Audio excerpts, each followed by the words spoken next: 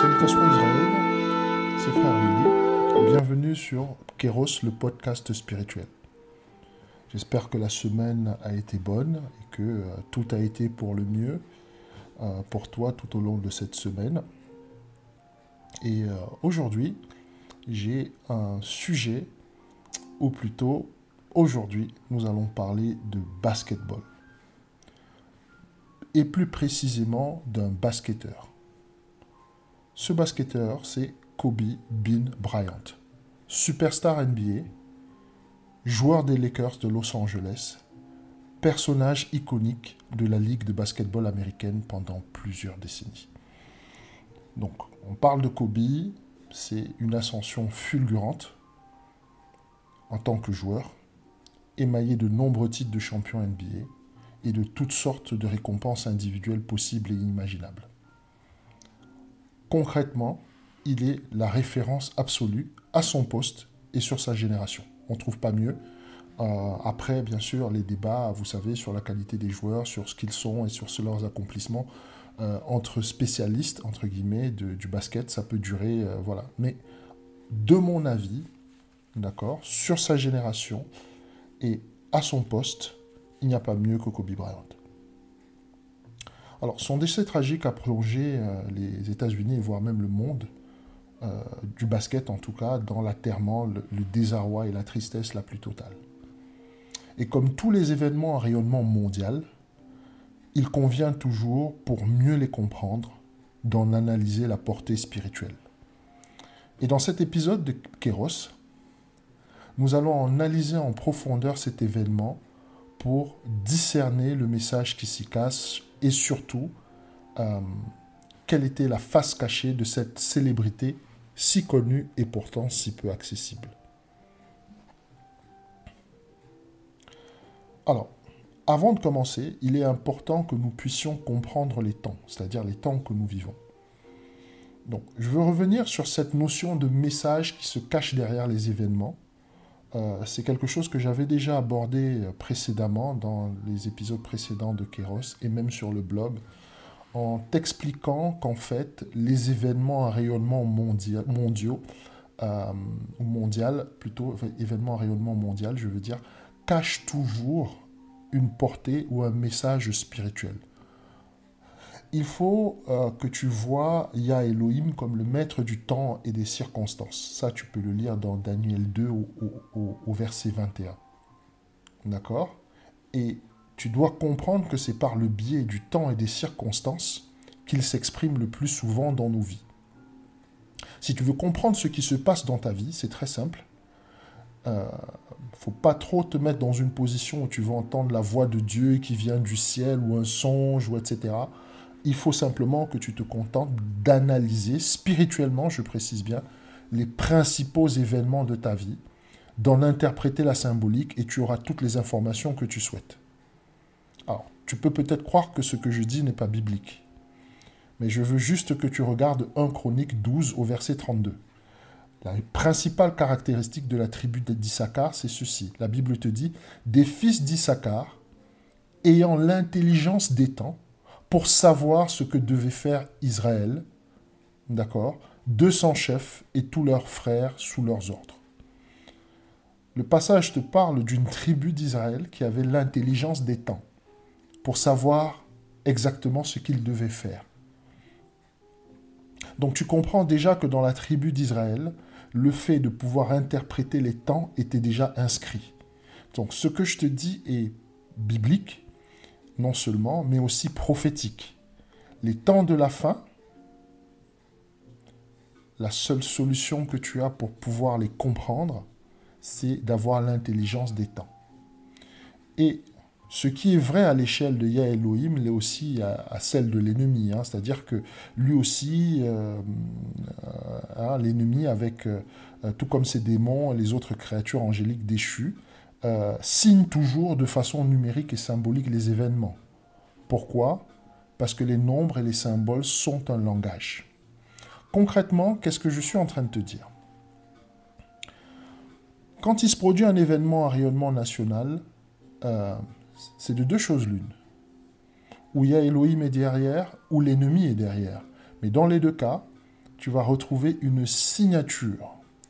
Par signature, j'entends, dans la symbolique, c'est-à-dire les noms, la position géographique, etc., et les chiffres, c'est-à-dire les heures, les dates, etc., tu vas retrouver une signature qui est très claire. Si tu sais interpréter, bien sûr, les nombres, si tu t'y connais en numérologie, si tu sais interpréter les temps, si Yah Elohim t'a fait la grâce d'avoir cette intelligence des temps.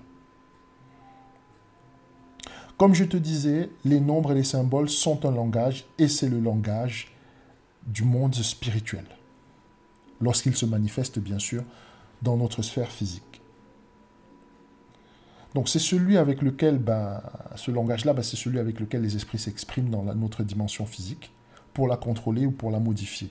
Donc je reviens encore à cette notion de rituel, parce que je l'ai évoqué dans un épisode précédent de Kéros, et c'est pourquoi les hommes, donc dans leur rébellion contre Elohim, se sont rapidement versés dans l'astrologie, la divination, la chiromancie, la catoptromancie, etc., etc.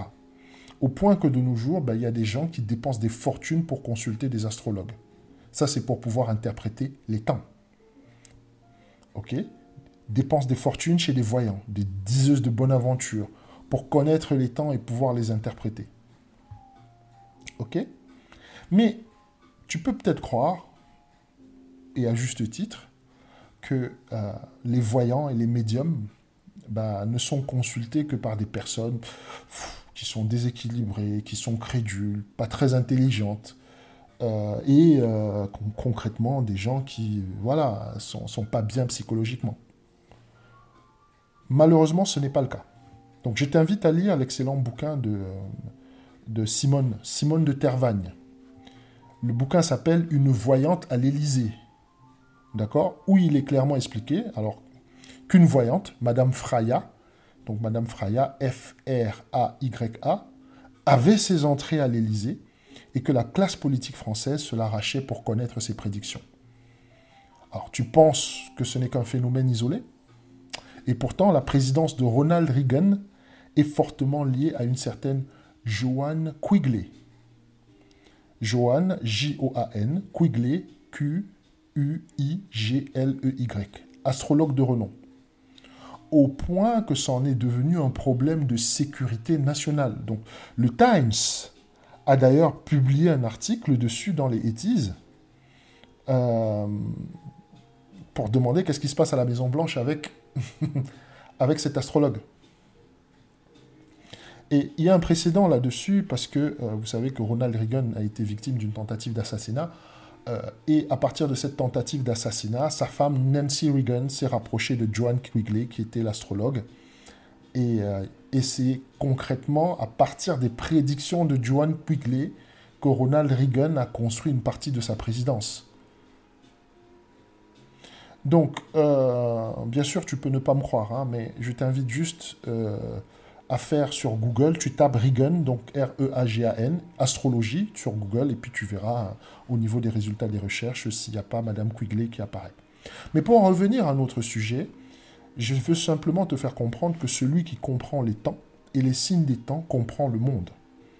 Parce qu'il peut définir avec clarté la volonté de Yah Elohim et peut aussi déceler celle de l'ennemi. Bon, je m'arrêterai là. Ok?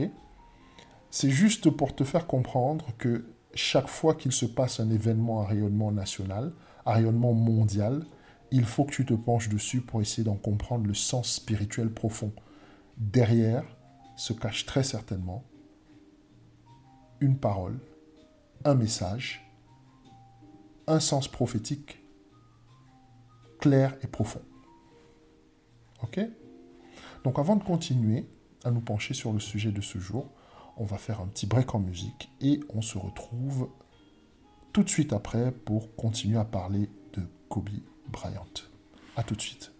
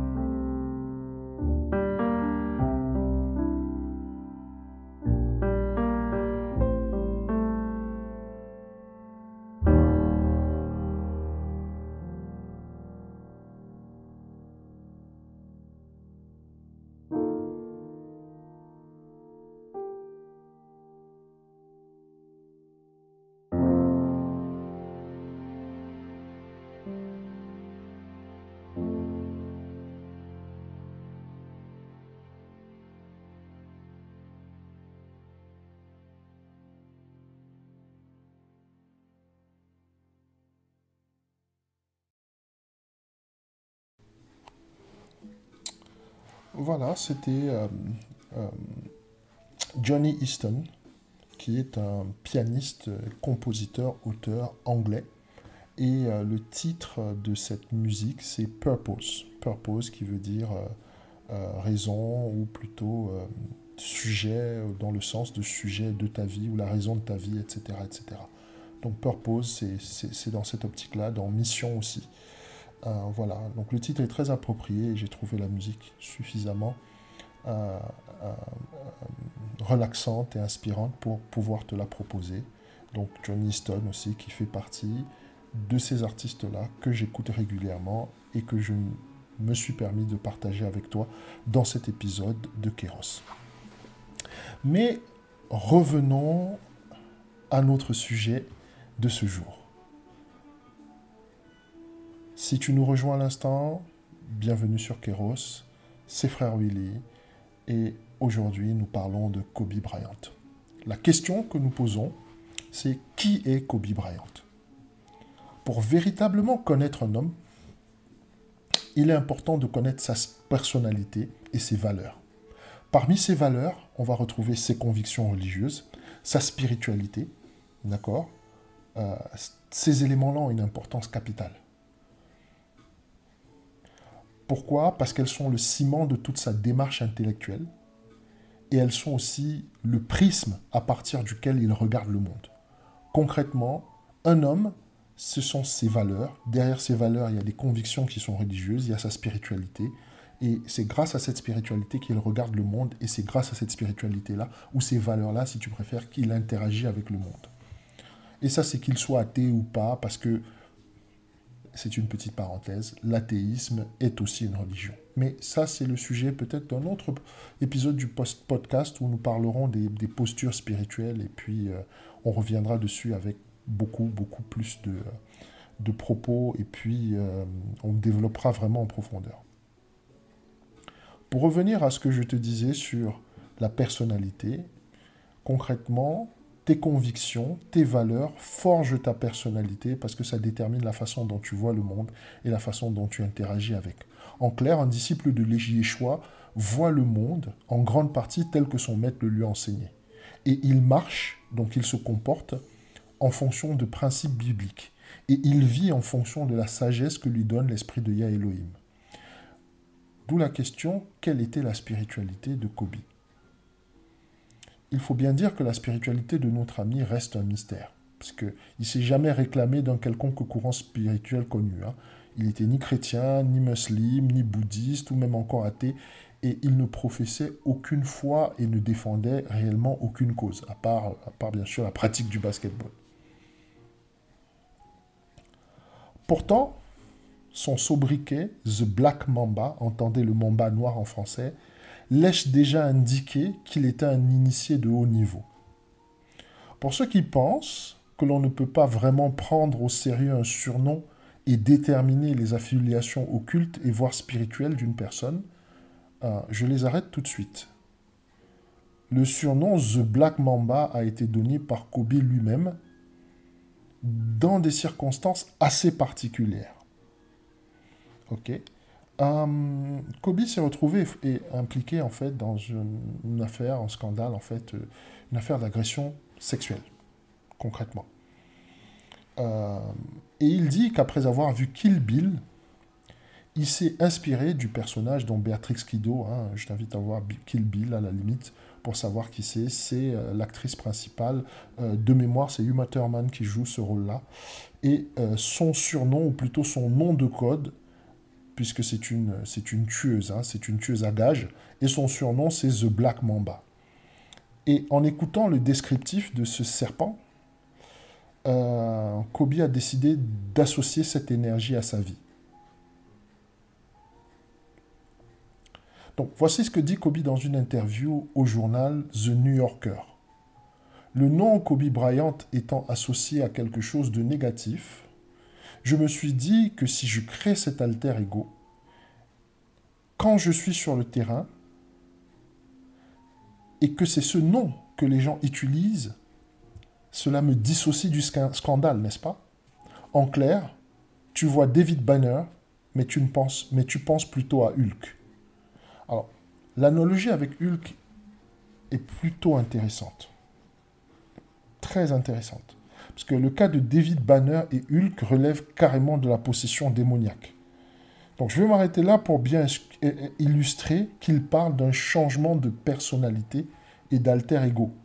Et ça fait écho à plusieurs stars américaines dans le monde de l'entertainment qui ont un alter ego.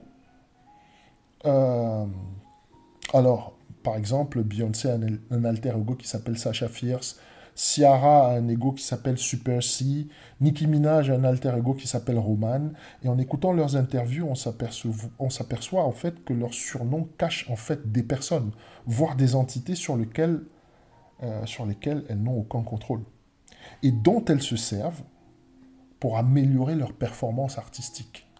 Alors, tout de suite, tu vas me dire, non, mais frère Willy, ça c'est la musique, ça n'a rien à voir avec le basket.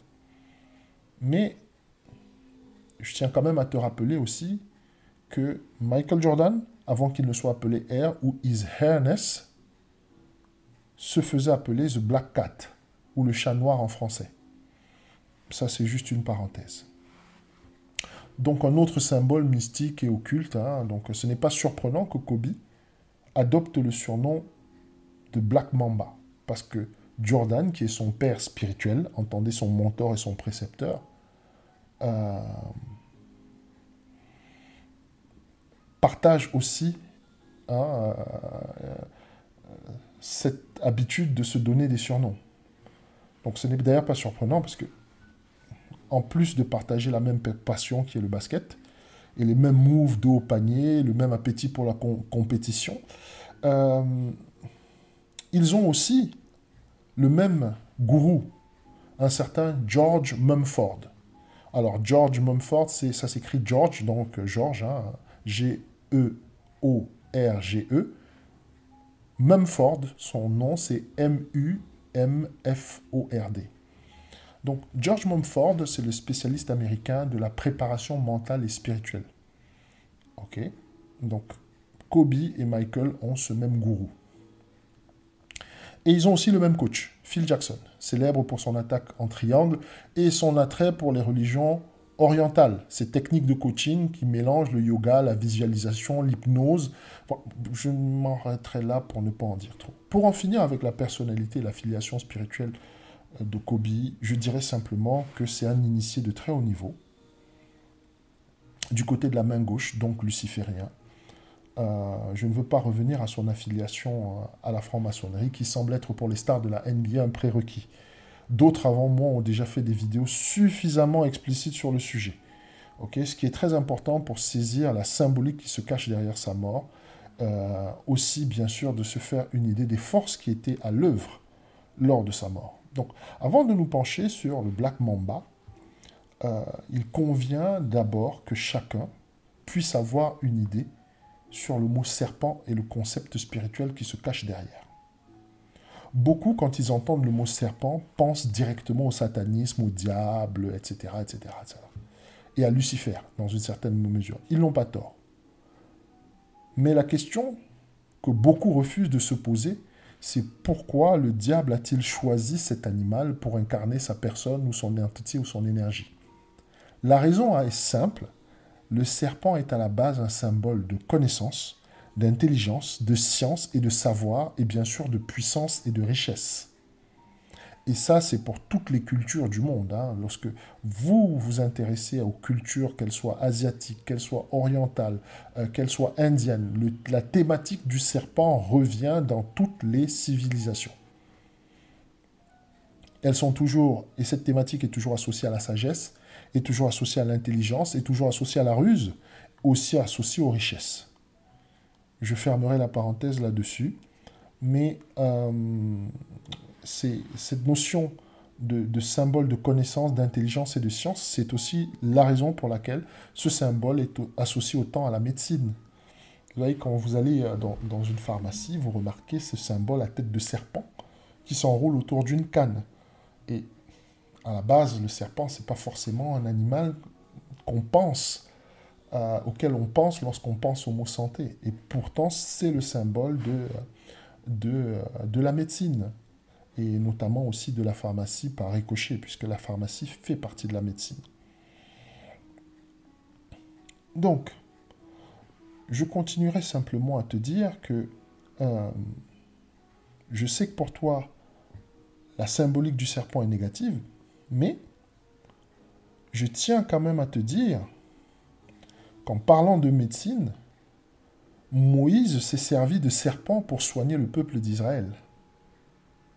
Et Yah Elohim lui a donné un bâton qui se changeait en serpent. Et la question que je te pose, c'est si le serpent était aussi négatif, pourquoi est-ce que Yah a-t-il voulu qu'il soit associé à un de ses serviteurs? Ok? Pour boucler la boucle, Yeshua nous enseigne nous-mêmes à être sages comme des serpents. Ou plutôt prudents comme des serpents en fonction des traductions. Donc ce que j'essaye de te dire, c'est que les choses, les symboles n'ont pas seulement une seule signification. Ils en ont toujours deux. Et de la même manière que les choses ne veulent pas toujours simplement dire mal ou bon ou etc. C'est beaucoup plus nuancé que ça, surtout lorsque on rentre dans le domaine spirituel. Donc dans le monde occulte, ces choses sont bien connues, c'est ce principe de dualité. Et en dehors de toutes les qualités susmentionnées, donc le serpent est aussi un signe perpétuel de recommencement. Il est le 8 renversé qui en mathématiques désigne l'infini. Ce 8 renversé est en fait Ouroboros, le serpent qui se mord la queue, ou parfois aussi à double tête. Donc vous allez voir ce symbole de serpent à double tête qui revient souvent. Donc c'est un vieux symbole occulte qu'on retrouve dans tous les continents et pratiquement chez tous les peuples. Et très souvent, sur certains navigateurs Internet, vous avez ce petit cercle qui tourne sur lui-même le temps que la page charge. Je tiens à te dire que ce petit cercle-là représente Ouroboros. Si tu fais tes recherches là-dessus, tu comprendras exactement. Mais ce n'est pas le sujet, je veux juste avancer et t'expliquer. Donc, on se demande donc pourquoi cette énergie est celle que Kobe a voulu canaliser après le scandale de 2003, c'est-à-dire cette affaire d'agression sexuelle. Parce qu'après avoir tout perdu, ses contrats publicitaires, sa réputation, son honneur, il a survécu et, selon ses mots, tel le phénix, il a pu renaître de ses cendres en devenant plus puissant. Là, on comprend mieux pourquoi il associe sa personne à un serpent, The Black Mamba, etc. C'est par rapport à cette idée de renaître. Ok ? Et l'histoire ne dit pas si un rituel a eu lieu pour effectuer ce changement de personnalité. Concrètement, il faut voir The Black Mamba comme une personne totalement différente de Kobe. Et moi, je parle en termes spirituels. J'ai comme l'impression que c'était une personnalité qui prenait le dessus sur sa propre personne. Et tout ce genre de changement, ce genre d'association avec une entité ne peut pas se faire sans un rituel. Ok ? Je continue. Bon. Seulement, le chiffre 8 est une dynamique qui est déjà bien connue chez Kobe, puisque c'est avec ce numéro qu'il commence sa carrière. Et pour ceux qui pensent que notre ami n'est pas un initié et que je brode, je leur demande d'aller voir l'éloge d'un présentateur américain qui s'appelle Stephen A. Smith, qu'il a faite lors de la remise d'Oscar pour le film documentaire de Spike Lee, dans le cadre d'une émission sur ESPN. Concrètement, Spike Lee, il a fait un documentaire sur Kobe. Et Stephen A. Smith, qui est un des gros présentateurs américains sur ESPN, a fait une éloge, et qui connaît bien Kobe, a fait une éloge donc, de Kobe. Et Stephen A. va raconter une anecdote qui, pour moi, ne laisse aucun doute sur l'initiation du jeune Kobe. Il dit clairement que dans le cadre d'une de ses anciennes émissions appelée Quite Frankly, Kobe va, dans une interview, réagir à une question du public destinée à Stephen A. Et concrètement, dans le public, on va demander à Stephen A. qu'est-ce que ça lui faisait d'être la version masculine d'Oprah Winfrey. Ok ? Et Kobe va répondre, qui a envie d'être Oprah quand on peut être Harpo ? Alors, ça ne te parle peut-être pas, mais pour nous autres initiés, on comprend tout de suite ce qu'il voulait dire. Pour le commun des mortels, c'est une phrase douteuse, relevant d'un jeu de mots, franchement, qu'il a encore plus. Mais nous savons que Harpo est l'abréviation d'Harpocrate en anglais. Celui-ci n'est autre que la version enfant du dieu égyptien Horus. Son signe caractéristique est de mettre le doigt devant la bouche pour imposer le silence, car il est aussi le dieu des serments. On le retrouve aussi souvent représenté au milieu d'un lotus, parce que le lotus, dans la mythologie égyptienne, représente la réincarnation. Ce qui nous ramène donc encore au fameux numéro 8 qu'il décide d'adopter au début de sa carrière. Sa réincarnation va nous donner un Black Mamba qui porte le numéro 24. Alors, donc, quand il va revenir en NBA, entre guillemets, sous l'identité du Black Mamba, il va prendre le numéro 24. Alors, il y a deux manières de voir ce 24. La première, c'est de se dire 24, c'est 2-4. Donc, concrètement, 2-4, deux fois le chiffre 4, ça nous donne 8. Nous revenons encore dans une autre forme vers le 8 qui est toujours cette dynamique du serpent. La deuxième façon de le voir, c'est de voir ce chiffre comme le voit le docteur René Alandi. Alors, dans son livre, Le symbolisme des nombres, ça c'est un livre que je t'invite à lire. Le symbolisme des nombres, par le docteur René Alandi. Dans ce livre, le docteur René Alandi, il définit le 24, entendez bien, comme étant la roue des réincarnations. Parce qu'il dit, et je cite, « Le cycle du mécanisme de la nature, c'est-à-dire le 4, lié à la différenciation cosmique, c'est-à-dire le 20, d'accord, dans le cadre harmonieux, équilibré de la création, 2 plus 4 égale 6. » Donc, pour le docteur Alandi, pour lui, le 24, c'est la roue des réincarnations. Chaque fois, on revient encore à cette notion de réincarnation. Donc, on revient encore à cette dynamique de réincarnation qui est très chère à nos amis lucifériens. C'est-à-dire que quand tu rentres dans le luciférianisme, l'idée de mourir pour renaître en étant plus puissant, c'est quelque chose qui leur parle. D'ailleurs, un des piliers de cette doctrine est que chacun de nous peut atteindre la divinité au travers de la connaissance et que de toute façon, Yeshua n'est en rien le Fils de Dieu, il est juste un mystique, un maître qui, au travers de la connaissance, est parvenu à s'élever au rang de Dieu. Et que tout le monde peut y parvenir. Donc, voilà un peu la situation dans laquelle, on va dire, la dynamique dans laquelle la vie de Kobe se retrouve. Et c'est très intéressant parce que on a cette notion de réincarnation qui revient sans cesse et il y a bien d'autres choses aussi. Donc, maintenant, parlant des autres choses, si je te dis qu'il y a une étrange connexion entre Kobe Bryant et le chiffre 6, voire même le 666, c'est-à-dire le chiffre de la bête. Là, tu vas me dire, attends, mes frères Willy, on va où 666, le chiffre 6, on rentre dans les théories conspirationnistes, c'est pas très sérieux venant de ta part, etc., etc., etc. Ok ? Mais, dans tout ce que je te dis, j'essaye toujours d'apporter un maximum d'exemples pour te montrer que ce n'est pas juste une vue de l'esprit ou que je ne suis pas en train de travailler du chapeau. Je sais de quoi je parle, je fais un minimum de recherche et j'étudie suffisamment ces personnes-là pour comprendre exactement quelle est la dynamique de leur vie. Donc, on va étudier donc sa carrière avec plus d'attention et on va voir que les parallèles, en fait, deviennent des convergences. Et on se rend compte qu'il y a bien plus qu'une raison qui nous indique que l'énergie qui prévalait dans sa vie est en rapport avec la bête. Ce mot bête a un sens, ok ?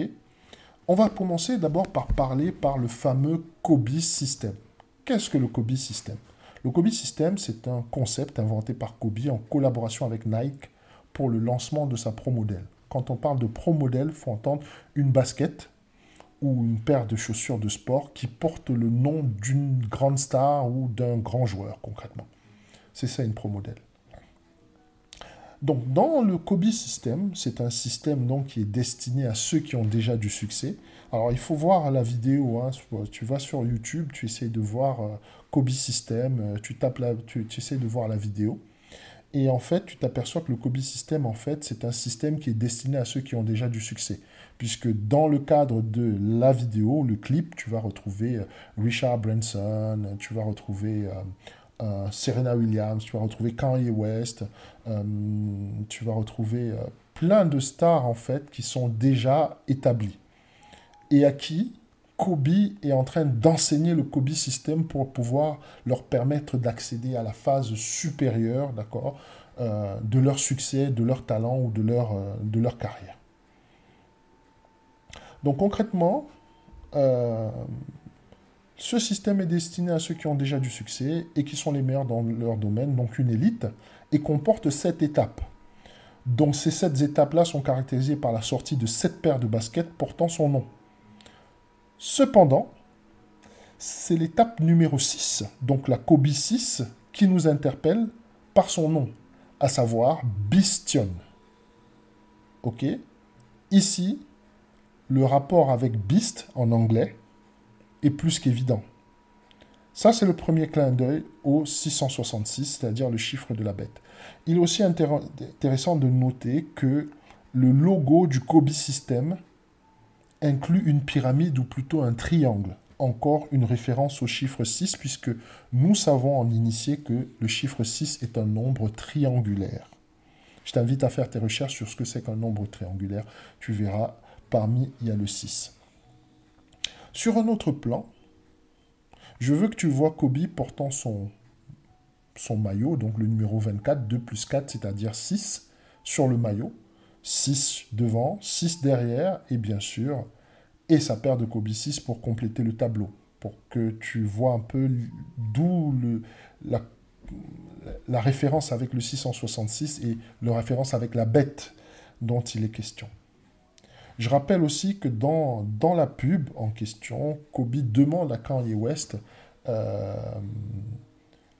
est-ce qu'il est capable d'être une autre bête tout en restant le même animal. Donc, il y a plein de références dans la pub par rapport à la bête, mais nous allons avancer et puis tu vas comprendre. Donc peut-être qu'à un moment tu te dis, mais frère Willy, tu vas trop loin. C'est un peu tiré par les cheveux ton truc, d'accord, c'est vrai que son maillot c'est 24, 2 plus 4, 6, il a une Kobe 6, qui veut dire Bistion, est-ce que c'est vraiment ça? C'est un peu tiré par les cheveux quand même ton truc. Ben, malheureusement non.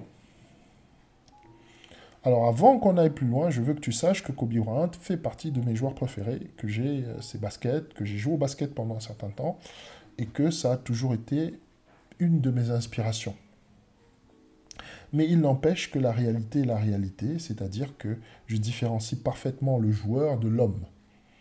Ok? Et c'est pour ça que je me permets de faire cet épisode de ce podcast pour partager avec toi, pour te faire comprendre que le monde, en fait, n'est pas forcément celui que tu crois. Mais pour en revenir à ce que je te disais, sache donc que Kobe et le 6 et le 666, ce n'est pas juste une affaire de paire de baskets. Moi aussi, j'étais comme toi jusqu'à ce que je tombe sur quelque chose d'incroyable. Kobe Bryant a un programme, d'accord, qui s'appelle 666 Workout Program. Concrètement, programme d'entraînement 666. Ce programme d'entraînement est un programme d'entraînement personnel désigné par Kobe lui-même. Et pourquoi il a appelé le 666? Ça, c'est la raison qu'il donne. C'est parce que ça comporte 6 heures d'entraînement par jour, à raison de 6 fois par semaine et pendant 6 mois. Et si avec tout cela, tu continues à avoir des doutes sur le désir de Kobe de s'affilier avec le chiffre 6 et la connexion qu'il y a entre lui et la bête, c'est que décidément, il n'y a pas plus aveugle que l'aveugle qui ne veut pas voir. Il est aussi intéressant, et je rappelle, je porte ça à ta connaissance, que lorsqu'il était en high school, c'est-à-dire au lycée, à Lower Marion, son numéro, le numéro qu'il portait sur son dossard, c'était le 33. Un autre chiffre hautement mystique est lié au 6, puisque 3 plus 3 est égal à 6. Hein. La question que tu dois te finir par te poser, si tu es logique et rationnel, c'est pourquoi. Pourquoi est-ce que le chiffre 6 revient autant dans sa vie? Il est clair qu'à ce niveau, cela relève clairement plus de l'intentionnel que du hasard. Quand il y a une intention, moi je dis, il y a toujours un désir. Derrière ce désir se cache toujours un idéal ou une idéologie. Quelle est donc l'idéologie de Kobe Bryant? La réponse, nous l'avons. Sa posture spirituelle est clairement luciférienne. Je vais donc profiter de l'occasion pour définir le luciférianisme, parce qu'il faut bien que nous comprenions ce que c'est. C'est un terme que j'emploie souvent ici dans le podcast, et il était important que je te fasse une définition pour que nous puissions tous avancer sur le sujet. Donc, certains définissent le luciférianisme ou aussi luciférisme dans certains, comme une religion. Pour moi, en fait, ce n'est pas une religion au sens propre du terme, mais plutôt un ensemble de religions et de croyances mystiques, d'accord, de personnes qui vénèrent Lucifer ou la connaissance comme un dieu. Et dedans, nous allons bien sûr retrouver le satanisme, mais tout luciférien n'est pas forcément un sataniste. L'idée derrière le luciférianisme est de considérer Lucifer comme le libérateur, le protecteur ou le destructeur. C'est lui qui mène l'homme à se libérer, d'accord, de la méchante tutelle que Yah Elohim, considéré comme étant le dieu des ténèbres. C'est pour ça qu'il est porteur de lumière. Exerce sur l'homme. Et cette lumière-là, il apporte à l'homme au travers de la connaissance. Alors c'est pourquoi, toujours dans la mythologie, donc nous avons toujours un personnage qui porte soit un flambeau, soit une torche, soit un éclair, et dedans, dans la liste, tu peux inclure Mercure, tu peux inclure Prométhée, tu peux inclure Persée, etc., etc. Le but étant de permettre à l'homme, au travers de la connaissance, de devenir lui-même un dieu. C'est-à-dire un être capable d'amener à l'existence des choses qui n'existent pas, et à faire passer les choses qui existent dans le monde spirituel ou celui des idées dans le monde physique pour leur donner vie. Donc c'est ça, un Dieu. Et à ce niveau, c'est là que les rituels, la magie, la sorcellerie, l'invocation des esprits, le culte des anges déchus, etc., et les sacrifices s'imposent. Sur le plan concret, quelqu'un qui a épousé la doctrine luciférienne, c'est d'abord quelqu'un qui pense lui-même être son propre Dieu, qui a adopté le système de croyance kémético-babylonien, c'est-à-dire que tu intègres le culte des astres, soleil, lune, étoile, des planètes, Saturne, Jupiter, Pluton, ce que tu veux, et à un certain niveau de méditation. Quand je parle de méditation, je parle bien de méditation transcendantale qui te permet de te connecter aux esprits en tant ange déchu, démon, élémental, etc. pour qu'ils pénètrent ton esprit et te donnent des capacités ou des pouvoirs qui te permettent de te démarquer du commun des mortels. Voilà grosso modo ce que c'est que le luciférianisme. Concrètement, c'est utiliser ces connexions avec le spirituel pour pouvoir régner sur le monde physique. Et aussi, dans le cadre toujours du luciférianisme, ça te demande souvent de pratiquer des religions orientales issues du système de croyance kémético-babylonien, dont le bouddhisme, le zen, l'hindouisme, etc., etc., etc. Et aussi parfois, que tu sois versé dans le chamanisme. Donc voilà, tu vas voir certains athlètes qui portent des amulettes ou des bijoux qui sont chargés. On voit par exemple certains footballeurs qui passent leur temps à faire des bises à des chaînes ou des choses comme ça. Voilà, par exemple. Que tu sois aussi affilié à des choses comme la Wicca, c'est-à-dire la sorcellerie ou le satanisme. Tout ça, ça rentre dans le cadre du luciférianisme. Donc, ce qui peut donc expliquer sa forte connexion au 666, donc au chiffre de la bête, et à son envie de se définir lui-même comme un serpent. Je ne veux pas dans ce podcast que tu penses que le seul luciférien qui existe, c'est Kobe. Non, tous les athlètes professionnels qui ont dominé dans le sport dans ces deux derniers siècles sont tous des lucifériens. Il est impossible d'atteindre un certain niveau de gloire et de renommée sans avoir à passer par un rituel. Je veux que tu comprennes ça parce que c'est super important. Nous avons des jeunes gens, des jeunes personnes qui regardent des Kobe Bryant et qui disent « Je veux être comme lui, je veux atteindre ce niveau de gloire, je veux atteindre ce niveau de célébrité, je veux atteindre toutes ces choses-là, les avoir. Il faut que tu saches que le prix à payer est terrible. »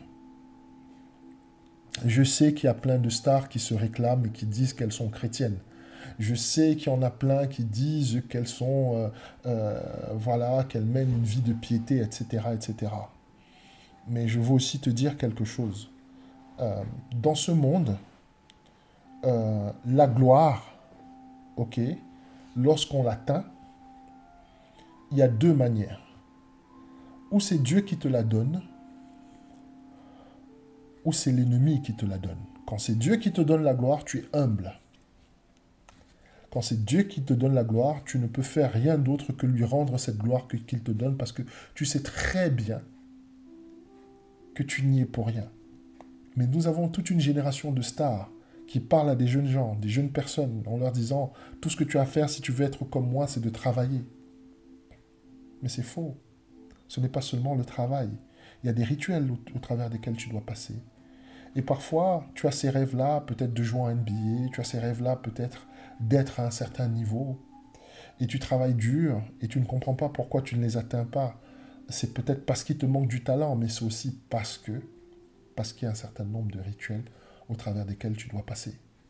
Et quand tu vas arriver à ce niveau-là, et qu'on va te demander de se soumettre à ces rituels-là, tu vas devoir faire un choix. Et ce choix-là implique que tu dois mettre ton âme en jeu. Je ne te dis pas ça pour te faire peur. Je te dis ça pour que tu comprennes exactement dans quel monde nous vivons. Quand tu écoutes ce podcast, tu pourrais croire que, voilà, je suis un de ces haters. Kobe est mort, lui il fait un podcast, il mal parle de lui, etc., etc., etc. Non, c'est un de mes joueurs préférés. Comme je te disais tout à l'heure, j'ai pratiquement toutes ses baskets et son maillot. Et je recommande à tous les gens qui pratiquent le basket d'avoir des Kobe parce que ce sont les meilleures paires de baskets que je connaisse. Mais la vérité reste la vérité. Moi, ce que je voudrais, c'est que tu t'engages dans ce monde en sachant exactement ce monde tel qu'il est. Il y a deux manières de voir la gloire. Il n'y a que deux manières. Ou tu passes par Yeshua, et dans ce cas, quand tu passes par Yah Elohim, il te donne une gloire que tu mets au service de son peuple, que tu mets au service du monde pour aider les gens et les faire avancer. Et tu lui rends gloire, c'est-à-dire que tu dis aux gens concrètement, si je suis là, c'est grâce à Dieu, et si vous voulez être là, il faut passer par Dieu.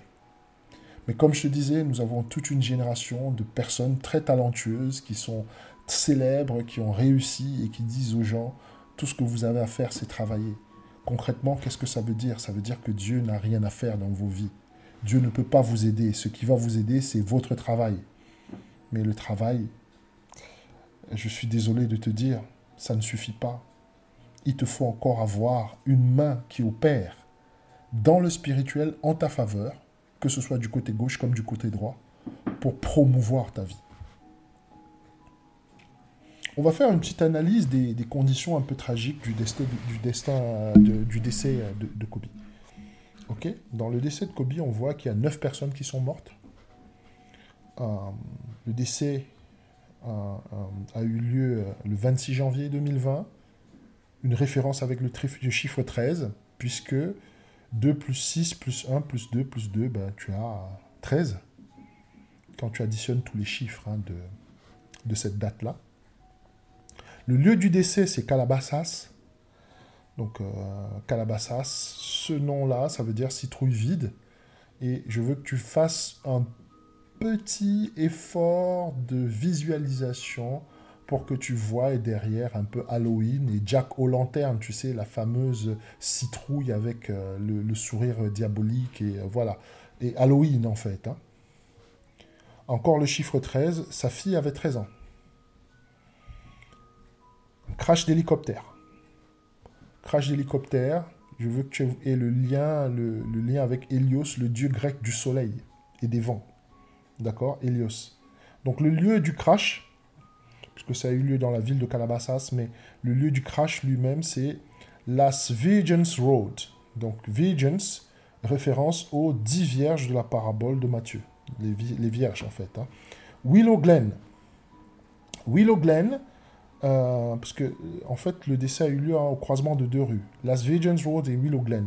Et Willow Glen, en fait, ça vient du Willow Tree. Willow Tree, c'est le sol en anglais.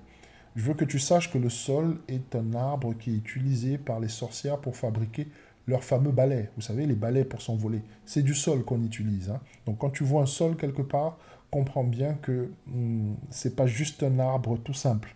C'est un arbre qui est associé au mysticisme d'une façon ou une autre. Ok ? Autre chose, le nom Kobi a 2 significations, une hébreuse et une autre japonaise. Kobi en hébreu vient de Jacobi, qui lui-même est tiré de Jacob, qui veut dire le rusé, le malin, le trompeur, mais aussi le supplanteur, entendez, celui qui écarte quelqu'un de sa place pour se substituer à lui. Tout autant de références à Lucifer. En japonais, Kobe, d'accord, veut dire la porte de Dieu. Une définition intéressante, car elle fait référence à la parabole des 10 vierges et surtout aux vierges folles qui ont trouvé la porte de Yah Elohim fermée. Donc, je te donne toutes ces références parce que, comme je te disais, je ne suis pas un hater de Kobe et moi, mon but, ce n'est pas de donner place à des rumeurs et à des théories plus fumeuses ou ouvrir la porte au conspirationnisme, etc. Donc, je ne donnerai pas ma perspective sur le sujet de son décès. Je te donne juste les éléments. D'accord ? Parce que je ne voudrais pas prendre le risque de voir mon propos associé à toute la folie qui règne sur la toile. Mais avec les éléments que je t'ai donnés, tu as largement de quoi te faire une idée. Mais je t'invite juste à lire la parabole des Vierges folles et à comprendre que lors du retour du Christ, il vaut mieux pour toi comme pour moi que nous soyons prêts et non à court d'huile. Parce que le décès de Kobe a à voir avec cette parabole-là, concrètement. Le message spirituel qui se cache derrière ce décès, c'est à voir avec cette parabole. Je veux surtout que tu vois et que tu comprennes la parabole des Vierges folles. Et il vaudrait mieux pour toi comme pour moi que nous soyons prêts et non à court d'huile. Et surtout que nous comprenions que l'huile ne se partage pas. En d'autres termes, le salut est personnel. Mais aussi et surtout le fait que la foi et la vie d'un serviteur n'est pas un job à temps partiel ou un job d'été. Qu'on fait quand on veut. En clair, le fait d'aller à l'église ne suffit pas. Il faut vivre une vie en accord avec la parole et l'alliance pour avoir une chance d'être emporté lors de son enlèvement. Dès le premier coup de trompette. Concrètement, le décès de Kobe est une tragédie que je déplore parce que concrètement, c'est un joueur qui m'a beaucoup influencé.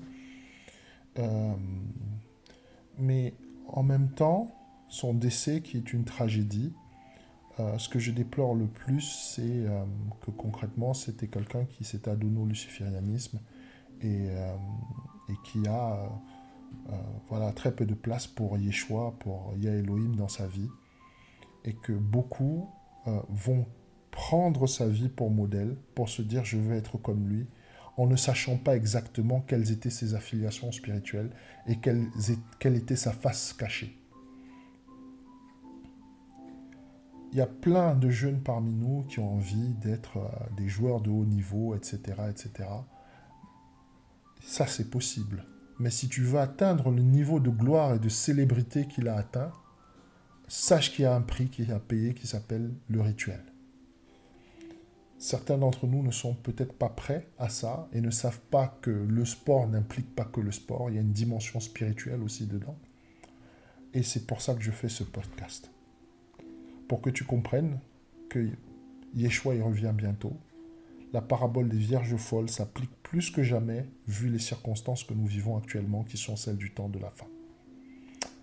Ben voilà, c'était notre partage de ce jour sur Kobe Bryant. Donc voilà, n'oublie pas de t'abonner au podcast. Nous sommes sur Spotify, nous sommes sur Spreaker et sur Facebook, sur la page Frère Billy officiel. Et je suis aussi sur YouTube, sur FW Bivina. Donc tu peux retrouver le podcast sur ces 3 supports, il n'y a pas de souci. Voilà, ben écoute, bon début de semaine à toi, et puis on se retrouve très très bientôt pour un autre épisode de Kéros. Prends soin de toi. Que le te garde. Bye.